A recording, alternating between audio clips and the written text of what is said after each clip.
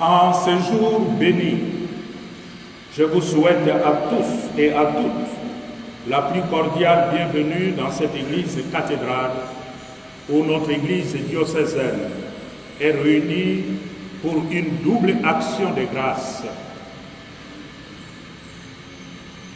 D'abord, pour les 70 ans d'indépendance de notre cher pays, la République démocratique du Congo, et en deuxième lieu, pour les dons de la vie consacrée à travers la profession perpétuelle des saintes sœurs, filles de Saint Paul.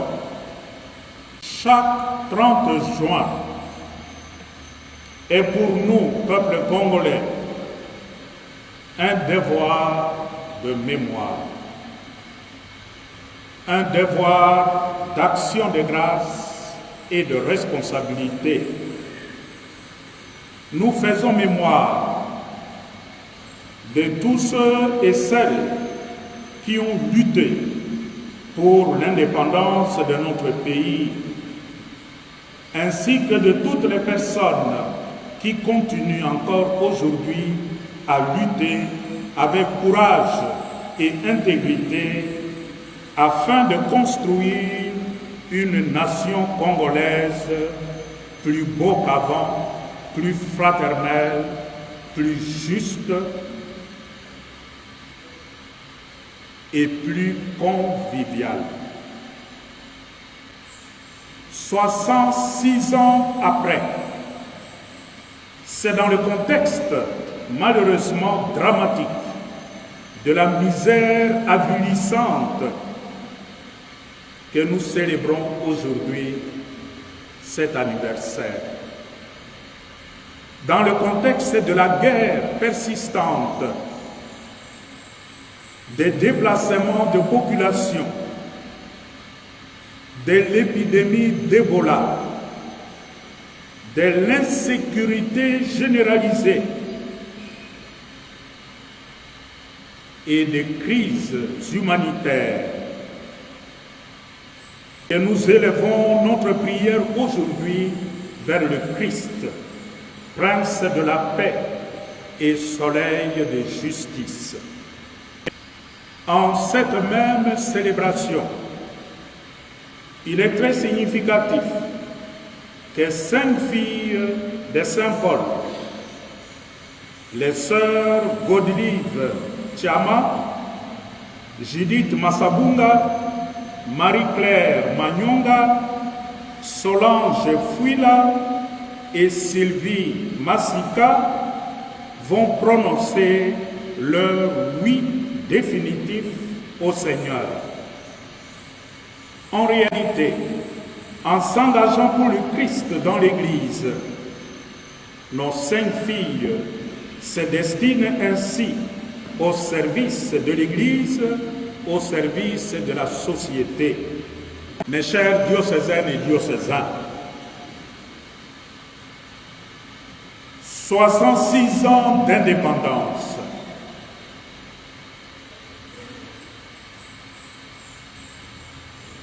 Et en regardant la réalité que nous vivons aujourd'hui, nous ne devons pas esquiver une sérieuse remise en question qui s'impose.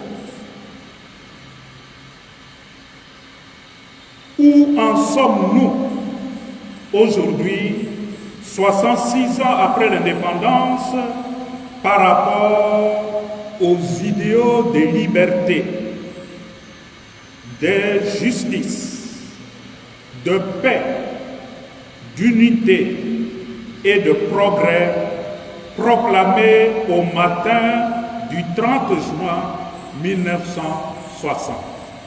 Où en sommes-nous aujourd'hui? Qu'avons-nous fait de cette terre abondamment bénie par Dieu? 66 ans après, la RDC devrait compter parmi les principales forces de développement du continent africain. Et regardons la réalité. Le constat est sans appel. Après 66 ans d'indépendance, nous avons collectivement échoué.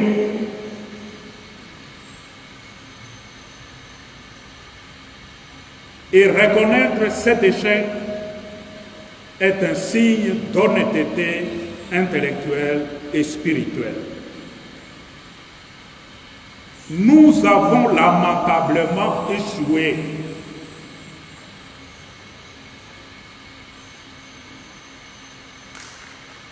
Comme les évêques nous l'ont rappelé dans leur message, qui vous sera lu encore aujourd'hui, notre nation est aujourd'hui en péril.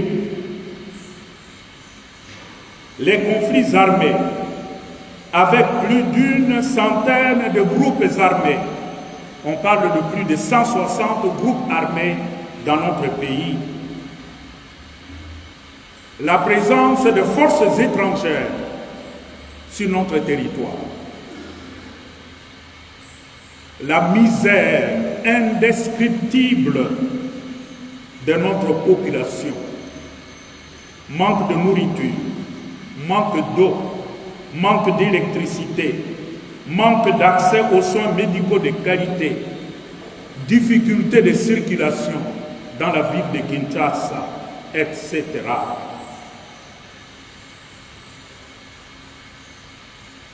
L'occupation d'une partie de notre territoire par des pays voisins, soit avec l'accord du gouvernement congolais, soit par la force. L'insécurité généralisée. Nos paroisses, qui sont généralement visées, attaquées. Et comme si tout cela ne suffisait pas, le retour pour la 17e fois dans notre pays de l'épidémie d'Ebola. On dirait que tous les malheurs du monde se sont donné rendez-vous dans notre pays.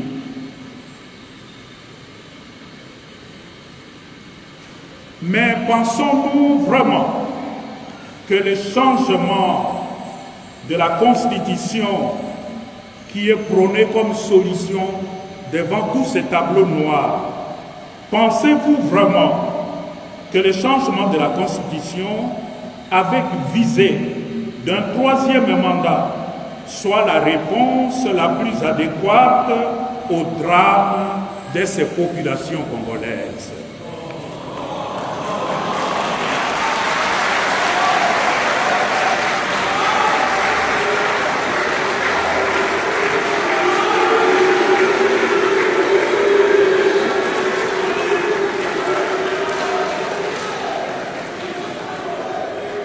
Face à la gravité de la situation actuelle, comme le déclare le message de la SENCO, nous ne voyons ni la nécessité, ni l'urgence, ni l'opportunité du changement de la Constitution. La priorité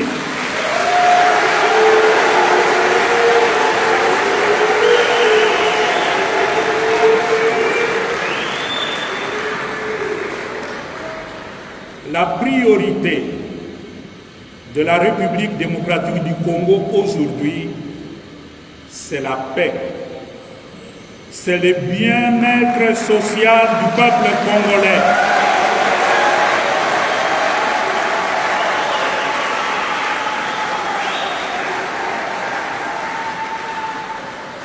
C'est l'unité de notre pays et la cohésion sociale, le vivre ensemble en paix.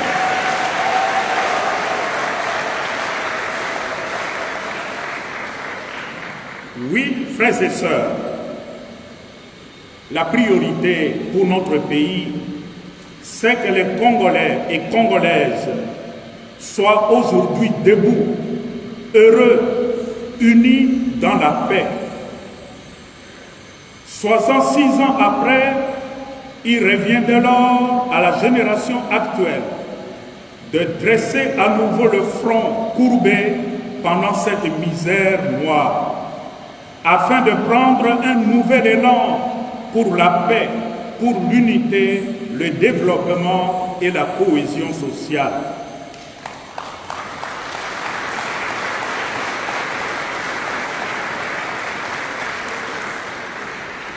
« 66 ans après, le temps est venu de passer de la violence au dialogue, de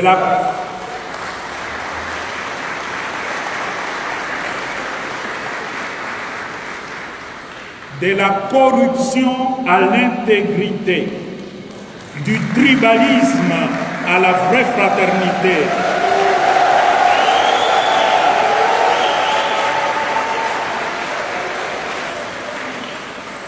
et de la prédation au service désintéressé du bien commun.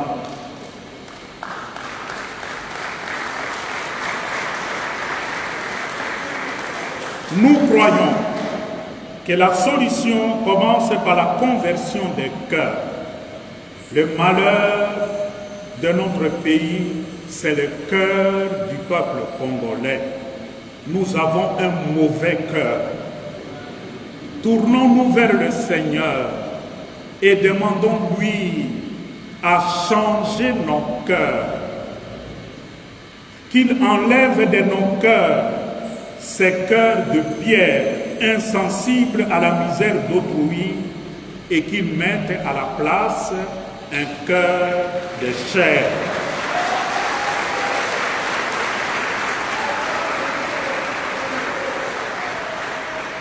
Ainsi, demandons au Seigneur de faire de chacune de nous un artisan de paix, de justice et d'espérance, afin que le Congo puisse retrouver pleinement sa vocation de terre de vie et de bénédiction.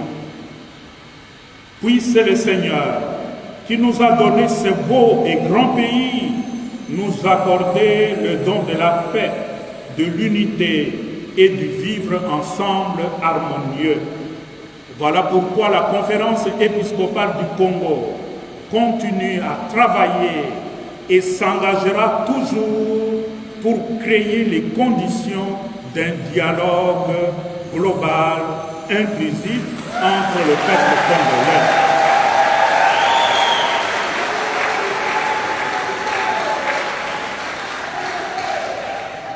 Que la Vierge Marie, Reine des apôtres et Notre-Dame du Congo accompagne nos religieuses, protège notre archidiocèse et obtienne à notre pays, la République démocratique du Congo, le don précieux de la paix, de l'unité et de la fraternité.